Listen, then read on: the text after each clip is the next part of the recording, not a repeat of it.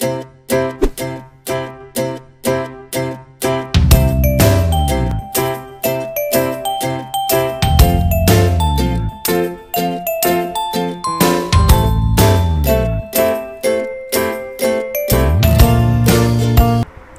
isi-share ko yung kung paano ako napunta dito sa Taiwan.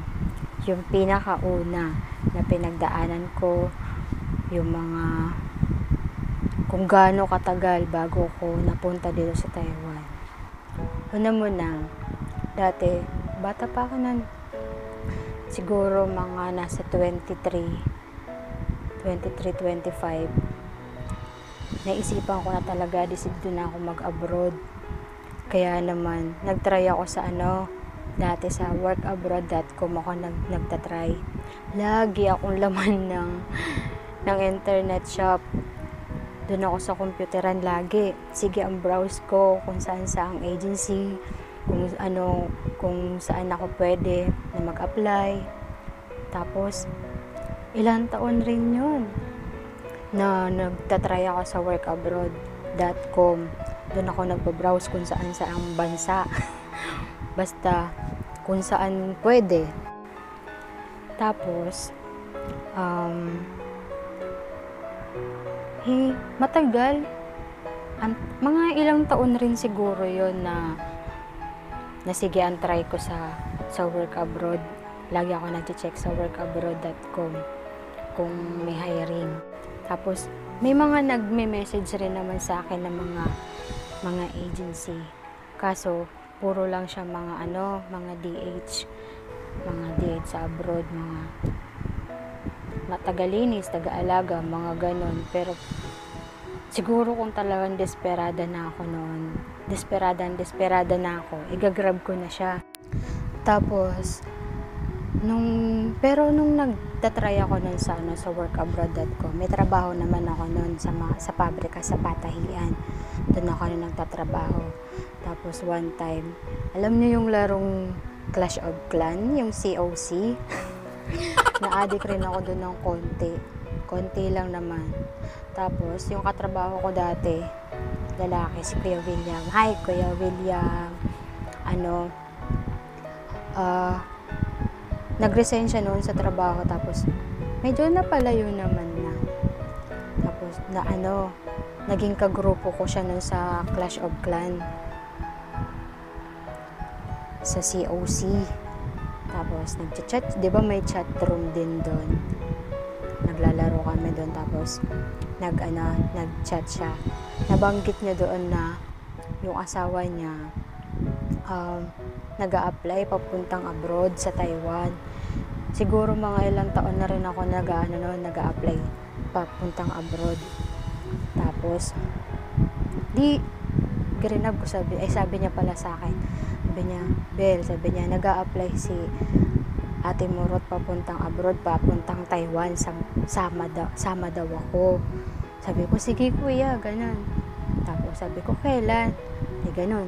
Sinabi niya kung kailan. Tapos pina-add niya pala yun sa akin, yung asawa niya, para makontak ko siya. Tapos, yun. Naset yung pagpunta namin nun sa Taiwan. Yung pupuntahan namin nun, agency, nag-walk-in yata kasi siya noon. Tapos nakahanap siya ng agency na nag-hiring ng sewer. Saktong ilang linggo na lang, interview na, pupunta kami doon. Sila mga nakapasa na sila noon ng resume, ng biodata. Ako hindi pa, bali pagpunta ko doon lang ako magbibigay ng resume ng ko sa oras na mismo na pagdating ng employer. Tapos, yun. Nung time na yun na pagpunta namin dun sa agency, nandun na yung employer. Muntik pa nga ako mahuli nun. Grabe, pagdating ko nun sa agency.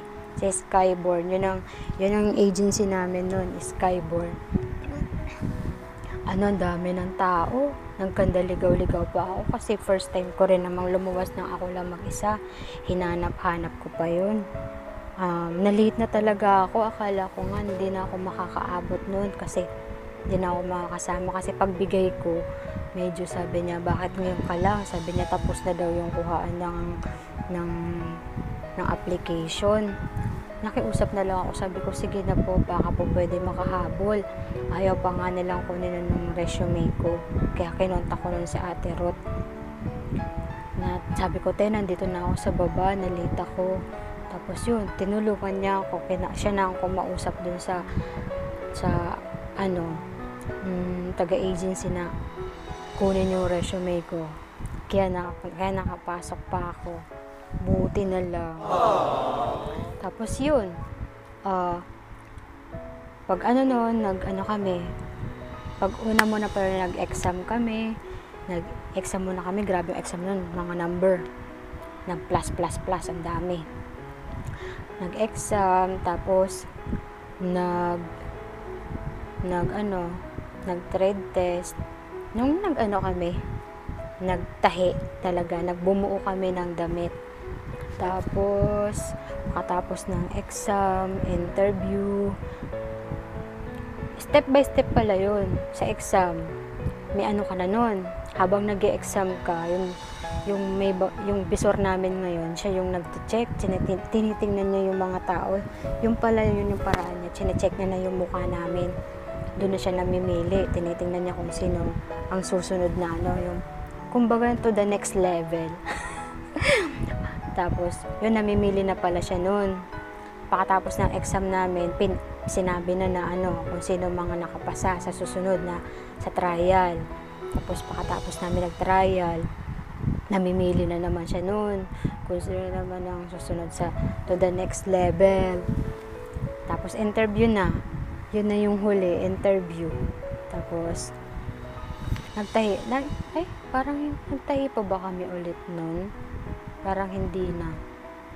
Ay, oo, parang pinatahi pa kayata kami nun ulit. Pagkatapos ng interview, nagtahi pa kami ulit ng isa pa. Inulit namin yung trial. Doon na namin ginalingan. Tapos yun na. Sinabi na yung mga nakapasa, hapon na. Tapos, pagkatapos nun, inorient kami kung ano na mga dapat namin ipasa. Tapos yun, step by step na. Ganon yung kung paano ako napunta dito sa Taiwan. Nandahil sa COC at nandahil na rin sa tulong ng friend ko, si Ate Ruth, tapos si Kuya William. Sa tinagal-tagal ng pag-a-apply ko papuntang abroad. Dahil lang sa COC, napunta ako dito sa Taiwan.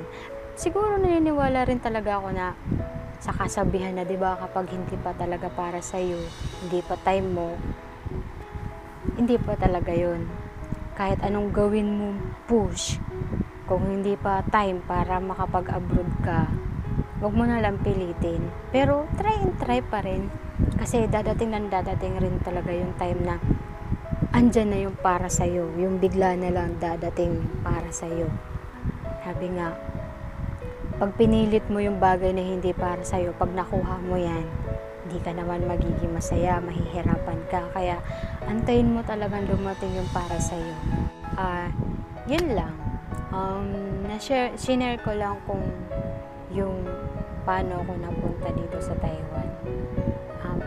Isishare ko rin naman lahat yung mga pinagdaanan ko, kung anong agency, kung anong proseso ko, kung anong mga pinagdaanan ko.